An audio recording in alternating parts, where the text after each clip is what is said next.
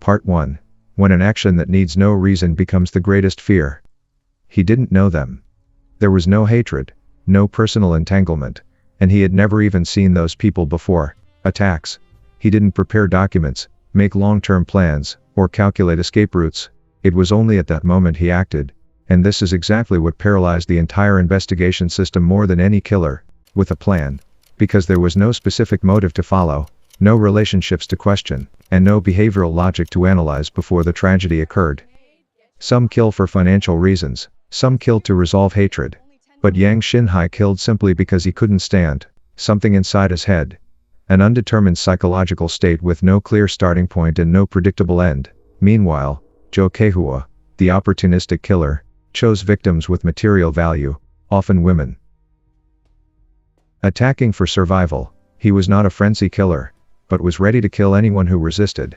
One acted due to a psychological outburst, the other acted out of a need for survival, two entirely different mechanisms, yet both forced the community to live in a state of insecurity, as their behavior was difficult to predict using ordinary rationale.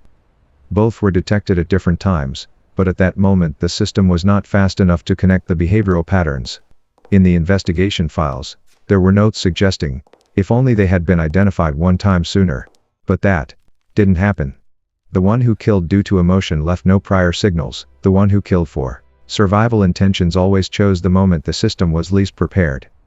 So among the forms of serial killers, what is it that society fears the most? The unpredictable, irrational behavior, or the rational behavior executed at a time when no one is mentally prepared to cope?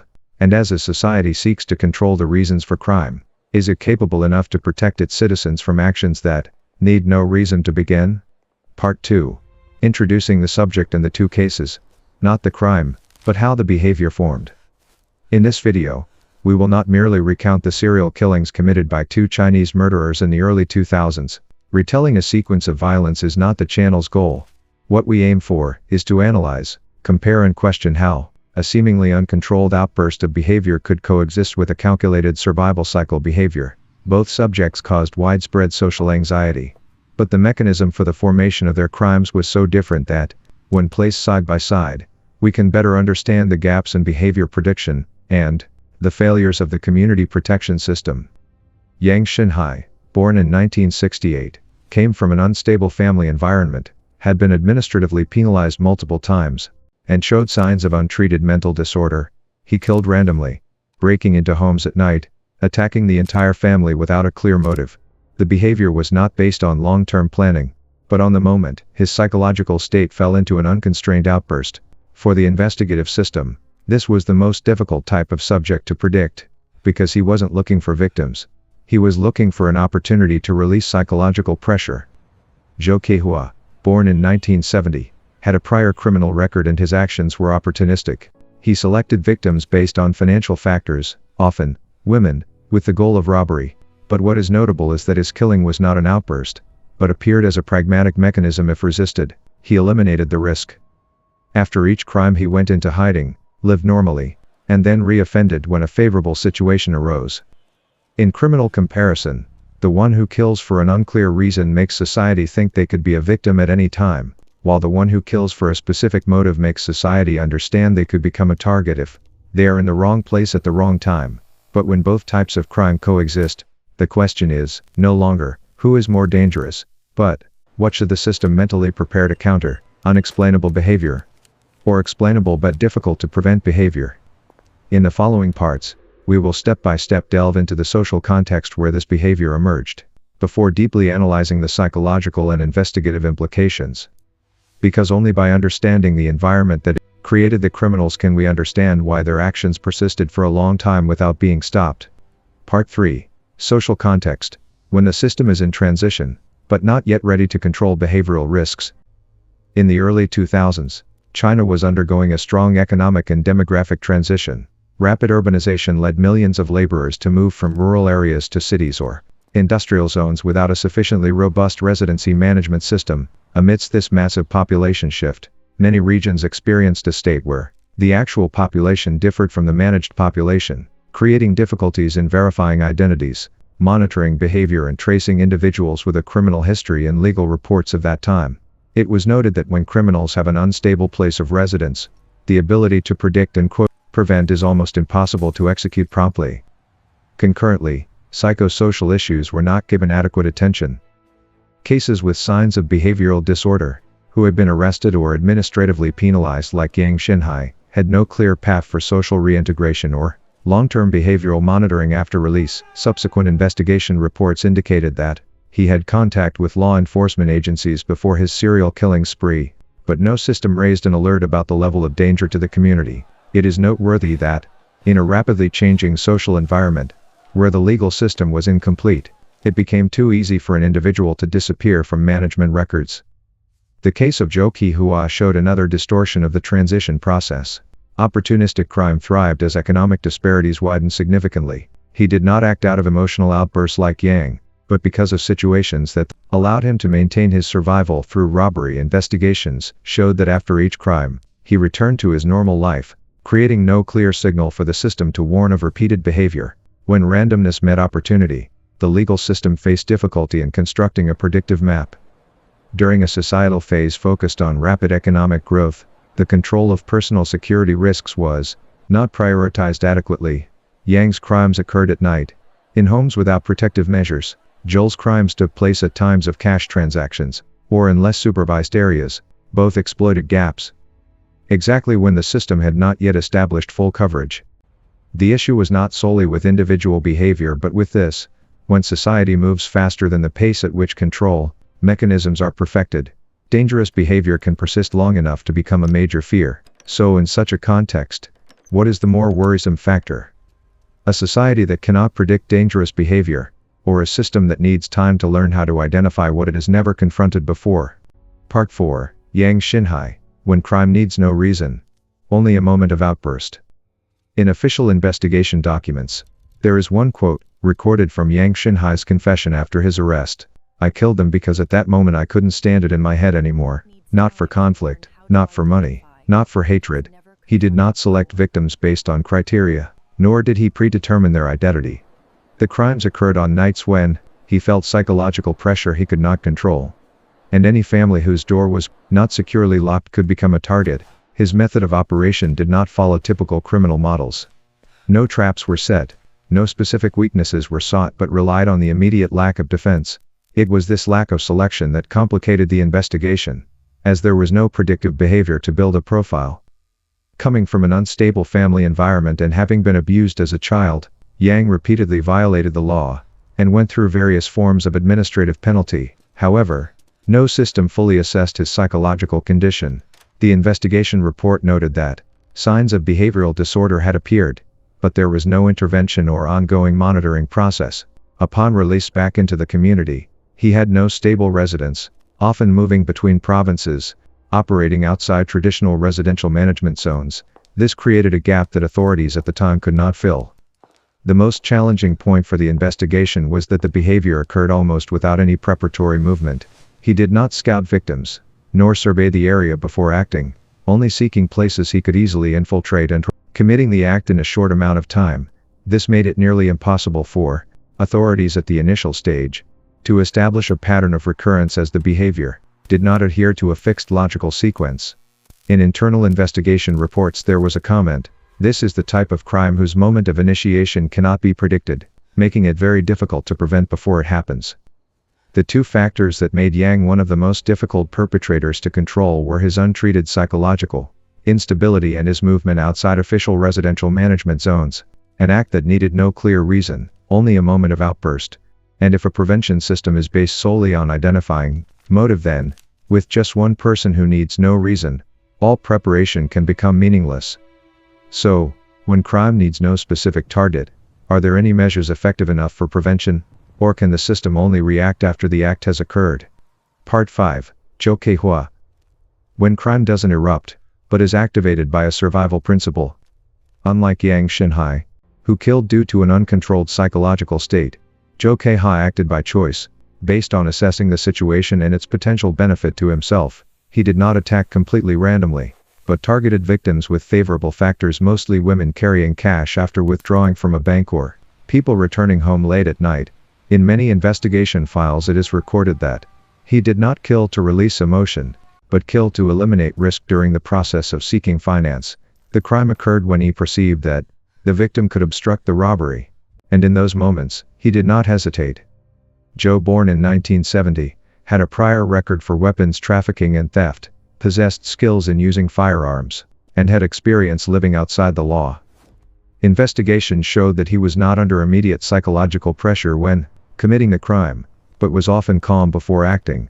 At times, before attacking, he would observe for several minutes to determine that the success rate was high. After each crime, he quickly left the scene, went into hiding, and lived as a normal person, waiting for a similar situation to repeat the cycle of crime. The internal investigation report after his arrest noted, Joe Kehua acted not because he couldn't control himself but because he decided that the action helped him continue to survive. The factor that made him difficult for the system to prevent was that his behavior was not distinctly aberrant, but resembled a form of overly cold, pragmatic calculation, not a random killer, but for material gain. He was willing to eliminate anyone who created an obstacle. The motive was clear, but the act occurred at a time when society was least vigilant, when a citizen had just completed a personal transaction, with no reason to guard against the risk of violence. If Yang represented dangerous behavior because it was unpredictable, Joe represented dangerous behavior because he understood too well when to strike. One is no reason, the other is just enough reason. From an investigative perspective, a crime without a specific motive is difficult to predict, but a crime with a clear motive is difficult to prevent if the system does not react as quickly as his decision speed. So when comparing the two types of behavior, what is more frightening, the uncontrolled outburst, or the silence waiting for the opportune moment to act? And if a legal system focuses on eliminating risks from the uncontrolled, is there a risk of overlooking those who only act when they feel certain they won't be identified? Part 6, Direct Comparison. Outburst behavior or calculated behavior. Which risk causes society to lose its ability to defend? When comparing the profiles of Yang Xinhai and Joe Kehua, the crucial point is not who caused more damage, but the nature of the threat each behavior posed to society's ability to defend itself. Yang acted in a state of psychological outburst. No preset target, no clear reason. He killed at times when internal pressure exceeded his tolerance threshold, and the victims were often any family that appeared at that exact moment. His behavior did not follow a pattern, left no predictable behavioral model, making it nearly impossible for investigative agencies to establish a sequence of risks before the tragedy occurred. This created a sense of fear that no one is safe, because the victims were not a targeted group, but simply people who appeared when he could not control himself. Conversely, Joe Kehua acted not out of loss of control, but for pragmatic reasons. He attacked when he perceived favorable circumstances, primarily for robbery. If the victim resisted, or posed a risk of identification, he was willing to kill to eliminate the obstacle. The notable point is that Joe's behavior was not entirely random, but occurred at times when society was not at a high level of vigilance. After committing the crime, he temporarily went into hiding, lived like a normal person, waiting for a similar situation to arise. For this reason, the behavior could recur multiple times in cycles, putting pressure on the investigative system in a different way, not because it was unpredictable, but because it couldn't react in time. While Yang represented the danger from behavior, without a logical premise, too fast for the system to recognize, Joe represented the risk from behavior that has logic, but occurs precisely when the ability to defend is lowered. Outburst behavior creates immediate panic. Calculated behavior causes the community to live in prolonged tension. Essentially, one side is dangerous because it is unpredictable. The other side is dangerous because even with signs, the system lacks the mechanism to react quickly to the action. Therefore, the important question posed is not just who is more dangerous, but is the real concern in behavior that exceeds the scope of prediction, or in behavior that can be predicted but is overlooked because the system is not sensitive enough to respond. And if society only focuses on monitoring those who show signs of loss of control, and not on those who wait for the right moment to act, is it precisely the moment vigilance is lowered that the real danger appears? Part 7, System and Social Psychological Analysis. When complacency becomes the biggest weakness in investigation. In the criminal investigation system, cases of uncontrolled behavior are often noted, first because of their severity and immediate impact. Yang Xinhai, with his reasonless killings, plunged the community into extreme confusion. Authorities at the time focused on identifying subjects with abnormal mental states, implementing measures to monitor those with a history of instability and increasing security checks in residential areas. At night, however, this focus unintentionally created a gap for another type of criminal, those capable of concealing their behavior by adapting to the system like Zhou Qihua. In the investigation files it is recorded that Zhou acted calmly, did not create signals that matched prominent criminal models and thus was not placed in the priority surveillance group.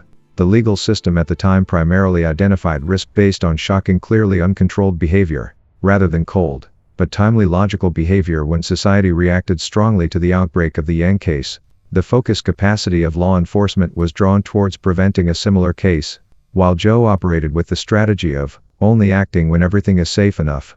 It was the silence after the act that made him dangerous.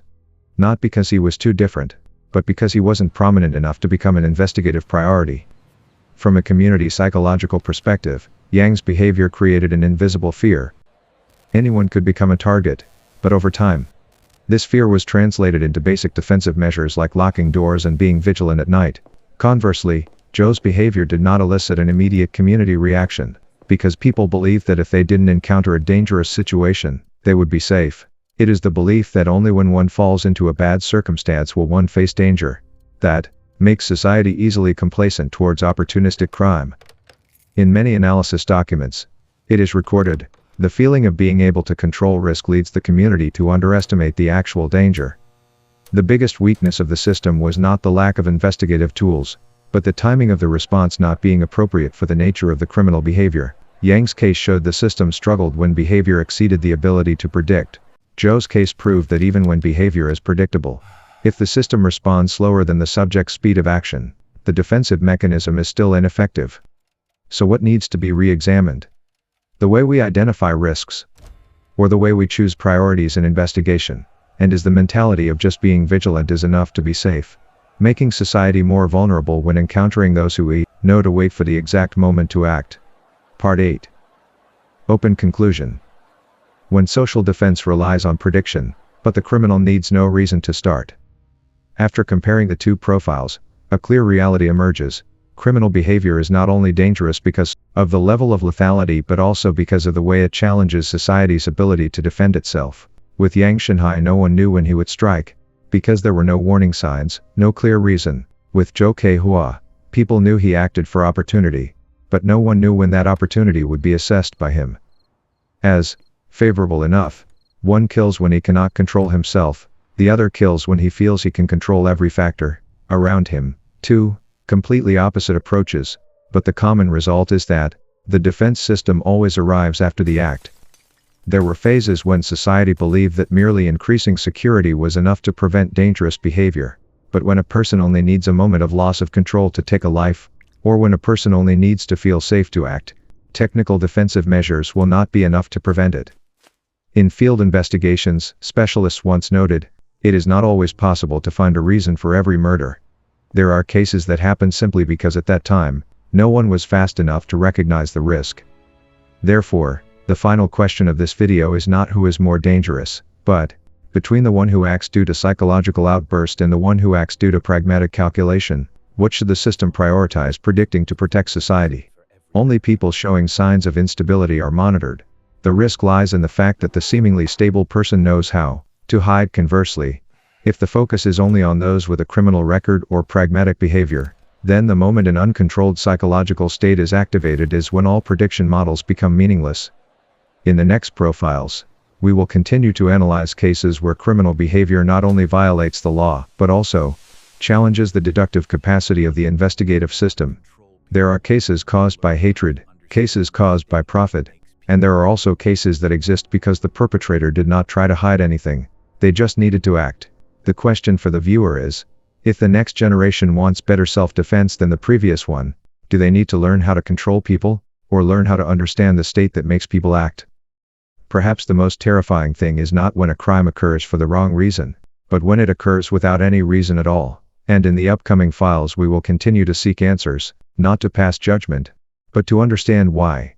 In the brief moment between thought and action, some choose to break every norm that society believed was sufficient to protect itself.